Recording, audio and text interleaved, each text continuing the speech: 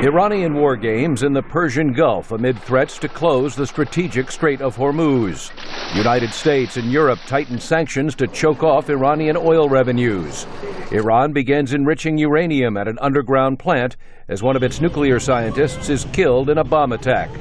All signs, analysts say, that a military confrontation could be looming.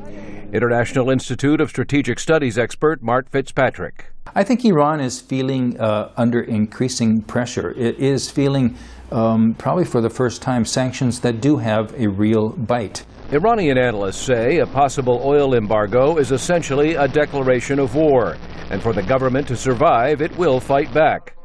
Sadek Zebakalam of Tehran University. The only natural weapon that Iran has is to block a Strait of Hormuz. U.S. military and diplomatic officials have warned that Iran will not be allowed to block the strait. Patrick Clausen of the Washington Institute.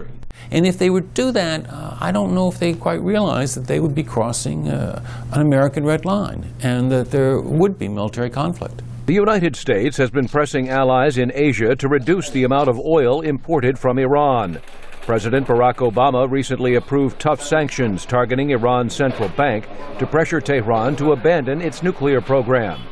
U.S. Treasury Secretary Timothy Geithner. And we are exploring ways, as I said, to cut off the central bank from the international financial system and to reduce the earnings Iran derives from its oil exports.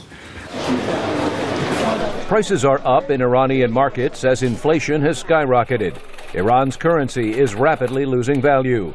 The pressure is mounting, says analyst Patrick Clausen. Iran's finding itself in a much more difficult situation than when just the Americans were applying pressure. The International Atomic Energy Agency says there is evidence Iran is researching the development and delivery of nuclear weapons.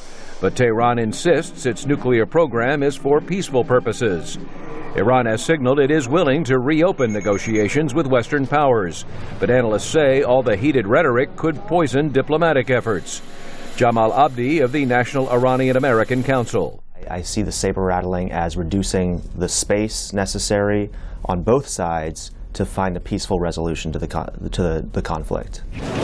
Iran's nuclear program is expected to be the topic of a new round of talks between Tehran and Western nations in the coming months.